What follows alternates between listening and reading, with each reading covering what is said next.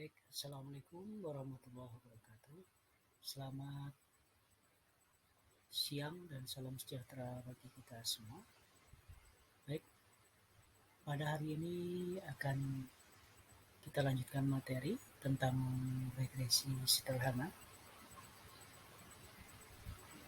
Oke, kita lanjutkan ya.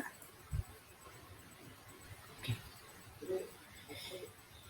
Regresi secara luas adalah analisis. Regresi diartikan sebagai suatu analisis tentang ketergantungan suatu variabel kepada variabel lain, yaitu variabel bebas dalam rangka membuat estimasi atau prediksi dari nilai rata-rata variabel tergantung dengan diketahuinya nilai variabel bebas.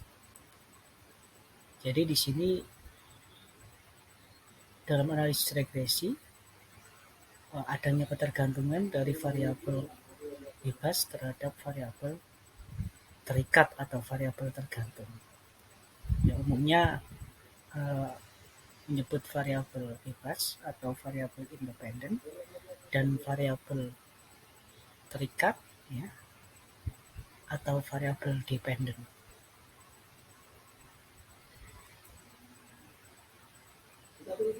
Konsep dasar dalam regresi merupakan cara formal untuk mengekspresikan dua unsur penting suatu hubungan statistik. Jadi untuk analisis ini adalah analisis hubungan ya, antara variabel X dengan variabel Y.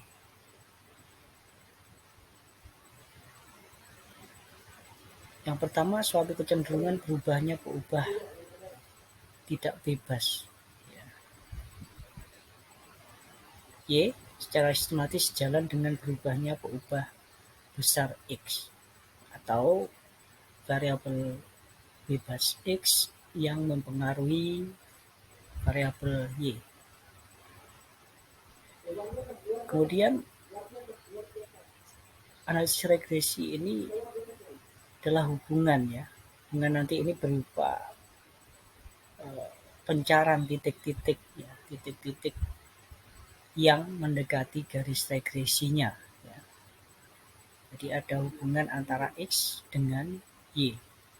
Nah, ini biasanya didasari dari teori dan hubungan fungsi antar variabelnya.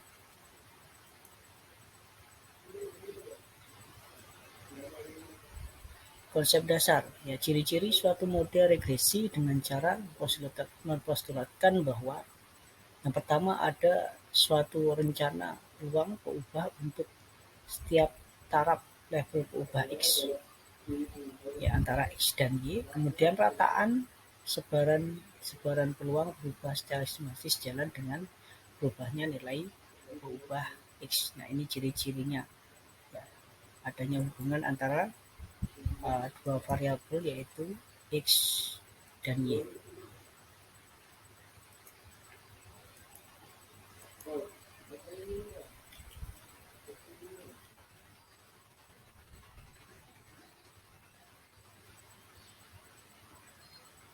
Oke, selanjutnya kegunaan ya. Kegunaan analisis regresi yaitu untuk tujuannya deskripsi dari fenomena data atau kasus yang sedang diteliti. Regresi mampu mendeskripsikan fenomena data melalui terbentuknya suatu model hubungan yang bersifat numerik. Kemudian yang kedua, untuk tujuan contoh kontrol atau pengendalian ya, terhadap suatu kasus atau permasalahan-permasalahan baik sosial maupun ekonomi. Yang ketiga, sebagai prediksi model regresi ya dimanfaatkan untuk melakukan prediksi variabel terikat. Ya. Jadi ini bisa digunakan untuk pengendalian ya, maksud kemudian ada hubungan-hubungan antar variabel dan juga untuk prediksi ya, prediksi terhadap variabel terikatnya. Nah, ini model regresi sederhana. Nah, secara konseptual model regresi sederhana itu ya memiliki satu variabel bebas dan memiliki satu variabel terikat. Nah, umumnya cirinya ya dalam sebuah model tersebut terdapat hanya satu variabel bebas, yaitu X1. Kalau di sini ya, ini X1. Ini sebagai variabel independen, ya X1 ini sebagai variabel independen atau disebut dengan nilai peubah bebas di sini ya, X1. Kemudian Y. Nah, ini adalah sebagai perubahan respon, artinya ini adalah variabel dependennya, ya, dependen, ya, variabel Y atau variabel terikatnya. Kemudian ada beta 0 di sini ya. Beta 0 dan beta 1 ini adalah parameter. Nah, beta 0 ini disebut sebagai konstanta atau sebagai peubah tetap. Nah, untuk beta 1 ini adalah koefisien, ya, koefisien dari variabel. Nah, kemudian di sini ada error. Error ini apa artinya? Error ini adalah galat error atau variabel gangguan. Nah, ada nyebutnya suku galat atau galat error atau galat error atau error term. Nah, ini menggambarkan bahwa dalam sebuah model tersebut ya, jadi ada variabel-variabel lain yang mempengaruhi Y ya, itu selain X itu ada yang mempengaruhi Y. Ya, artinya ada variabel-variabel lain yang ada di luar model yang mempengaruhi Y. Jadi bukan hanya X saja yang mempengaruhi Y, tapi ada variabel-variabel lain yang ada di luar model. Nah, ini kita hari ini akan belajar mengenai bagaimana menyusun model regresi sederhana. Ya. Kita lihat step by step ya, dari langkah demi langkah. Ini ada langkah 1, ya ini ada langkah sampai langkah 8 ini ya, sampai langkah 8. Langkah-langkah analisis uji regresi linear sederhana. Yang pertama itu menentukan tujuannya dari analisis regresi linear sederhana. Nah, ini untuk menentukan tujuan ini kita juga harus mendasarkan dari teorinya atau hubungan fungsinya, hubungan fungsi antar variabelnya. Tetapkan dulu.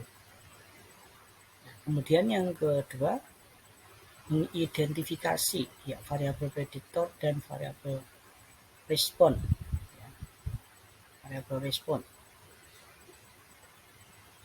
Kemudian ini berarti prediktor terhadap respon, berarti X terhadap Y. Prediktor itu adalah variabel X-nya ya, dan variabel respon itu sebagai variabel Y-nya atau variabel dependen terhadap variabel independen terhadap variabel dependennya.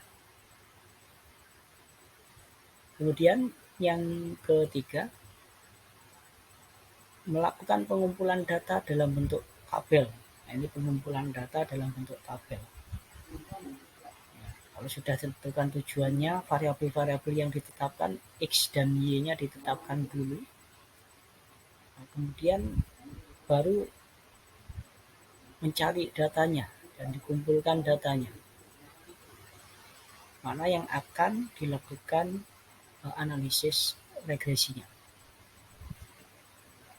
Terus yang keempat itu menghitung X kuadrat, ya, XY dan total dari masing-masingnya. Kemudian yang langkah kelima yaitu menentukan tujuan dari analisis regresi linear sederhana, yang menentukan tujuannya ya. Kemudian yang langkah ke-6 adalah menghitung konstanta, ya, menghitung konstanta A dan koefisien menggunakan rumus yang telah ditentukan. Kemudian yang langkah ke-7 yaitu melakukan prediksi terhadap variabel prediktor atau respon. Dan langkah ke-8 adalah uji signifikansi, yaitu menggunakan uji T dan menentukan taraf signifikansinya.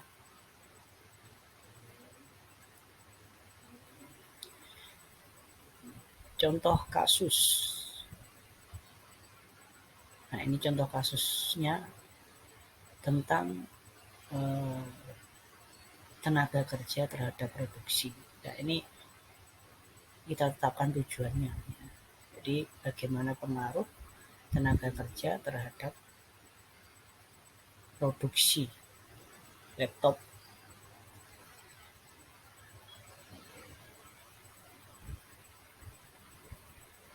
Nah, ini untuk menganalisis kasus mengenai tenaga kerja terhadap produksi laptop. Yang kedua, variabel X, variabel bebas. Jadi ditetapkan dulu ya variabel bebasnya. Itu variabel bebasnya adalah tenaga kerja, dan kemudian ada produksi. Ya. Ada variabel tenaga kerja dan variabel produksi. Oke, kita lanjut. Baru nanti pengumpulan data ya. Ini selanjutnya ini adalah pengumpulan data. Ini pengumpulan datanya.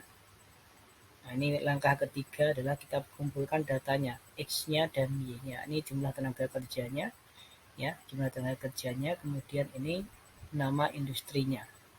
Kemudian ini adalah produksi laptopnya. Ini X-nya, ini Y-nya. Ya, ini X-nya, ini Y-nya. Nah, kemudian kita pakai tabel pembantu seperti ini ya untuk nanti untuk mencari ya, konstanta dan koefisien utamanya ya. Karena ini penting dalam penyusunan analisis regresi sederhana, ini penting dalam menyusun atau menentukan konstanta maupun koefisien.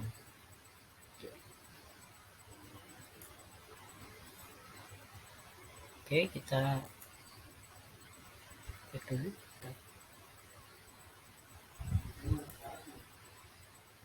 Nah, ini X tadi ya. Jadi X kuadrat, Y kuadrat, XY. X-nya tadi jumlah tenaga kerja, Y-nya adalah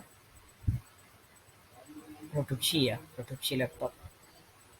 Nah, ini kita tentukan ya. Kemudian ini X kuadrat berarti X dikuadratkan. Ini X dikuadratkan ya.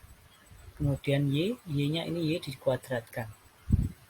Baru nanti pengalian antara X dan Y ya. X dan Y, XY. Nah, kemudian ini ada sigma. Sigma ini adalah jumlah dari X. Kemudian jumlah dari X kuadrat.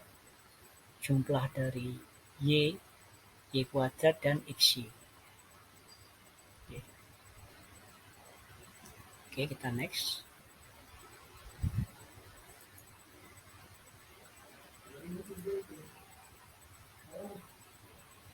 Nah, ini koefisien regresi ditentukan seperti ini.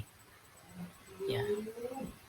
Jadi N sigma X 1 YI min sigma Y XI kali sigma YI dibagi dengan N sigma X kuadrat min sigma XI dikuadratkan. Nah, ini kemudian N ini apa? N ini adalah jumlah observasi atau jumlah data observasi yang ada dalam tabel tadi. Nah, ini kita kembali lagi ya. Kembali ke sini. Nah, ini jumlahnya. Ya, ini jumlah 1 sampai 10. Ya, jumlah 1 sampai 10.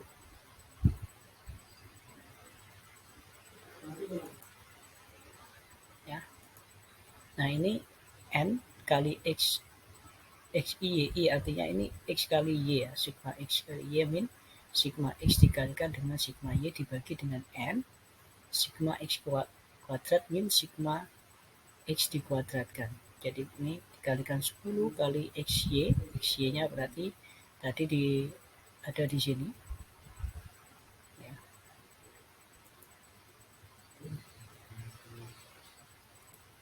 Oke, kita cek dulu ya. Nah, ini XY-nya. Nah, ini jumlahnya ada 279, 294.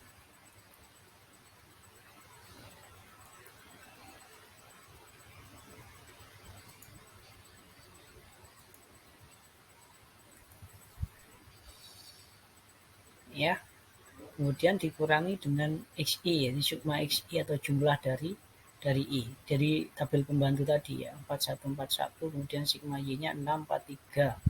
Ya, nih. Nah, sini. Nih ya, 141, kemudian 643. Ini sigma 643 jumlahnya.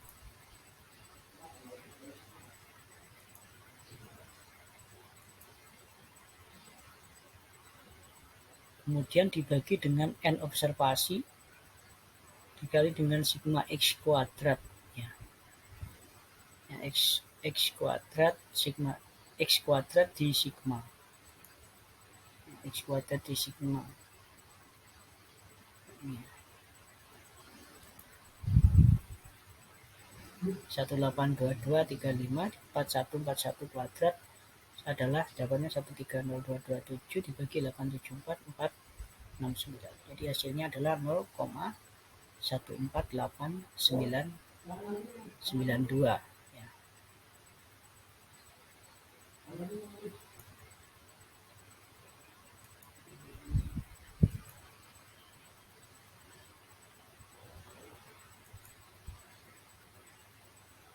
Nah, ini selanjutnya adalah beta 0. Nah, ini beta 0 tentang sigma Y ya.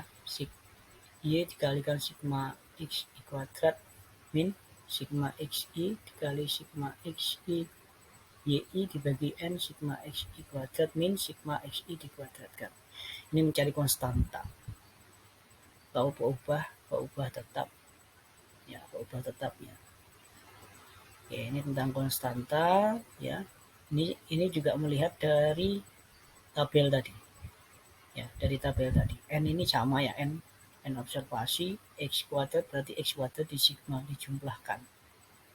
Ya, ini terus kemudian didapat 2,608. Nah, setelah kita mendapatkan beta 0 dan beta 1, kita susun. Ya, kita susun modelnya. Nah, kita dapat modelnya seperti ini. Ya. Jadi ini beta 0, Y kan persamaan umumnya adalah Y sama dengan beta 0 plus beta 1 X1 plus error.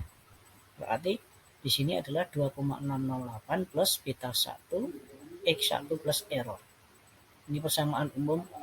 Yang kita sudah dapat ini. Model regresi sederhananya adalah Y sama dengan 2,608 plus 0,149 X1 plus error.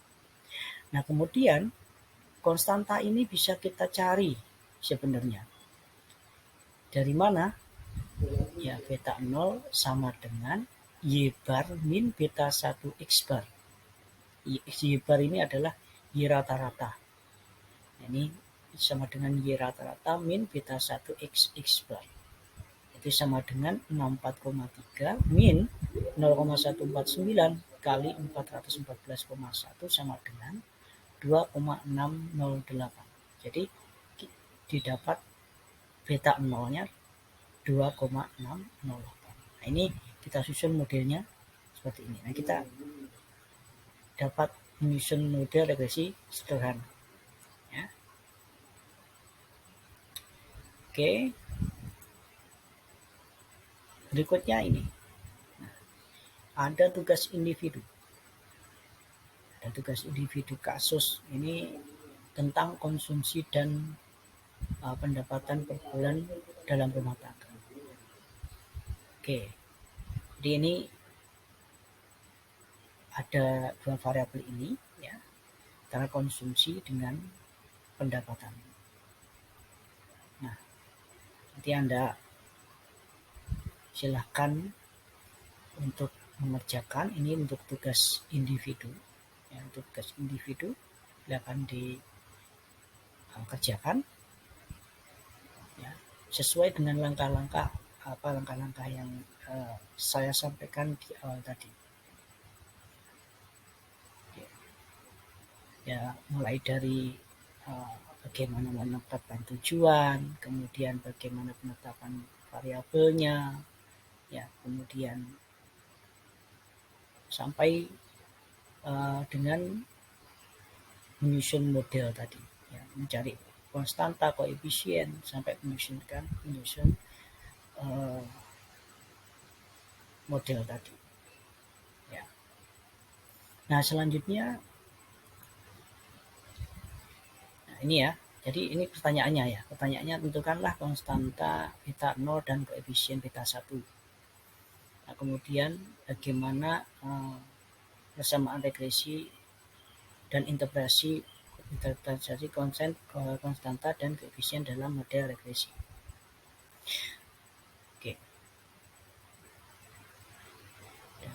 Oke, ini saya terangkan sedikit ya untuk yang interpretasi yang tadi ya. Tadi saya ada yang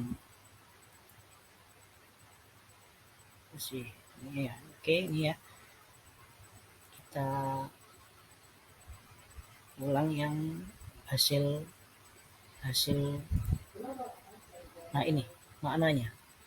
Nah, ini punya makna ini ya. Ini punya makna. Artinya apa? Ini untuk koefisien. Ya artinya jika jumlah tenaga kerja itu meningkat satu satuan, ya maka dia akan meningkatkan produksi ya laptop itu sebesar ini 0,149. Begitu juga sebaliknya, jika jumlah tenaga kerja menurun ya, satu satuan, maka dia akan menurunkan jumlah laptop itu sebesar 0,149. Ya. Ini arti atau interpretasi dari model regresi sederhana.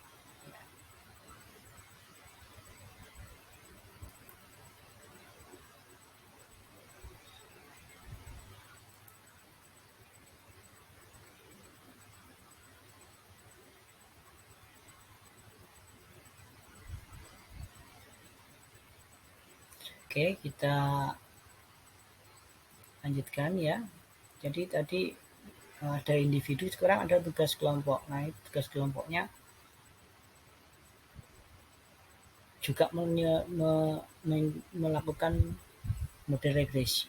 Ya, tapi ini agak sedikit fleksibel. Silakan nanti variabelnya menentukan sendiri untuk variabel-variabel makro ekonomi yang ada di wilayah Kalimantan Utara.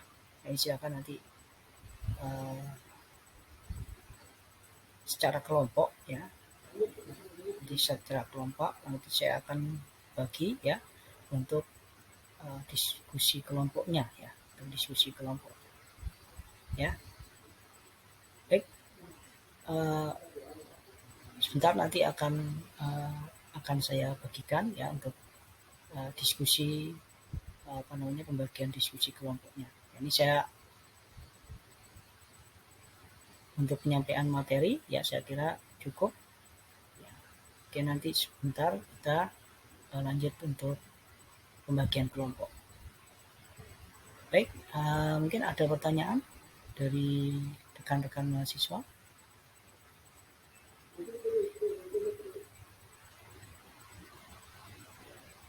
Baik, saya kira cukup ya. Jika tidak ada pertanyaan, saya kira cukup untuk sesi materi, presentasi materi pada hari ini.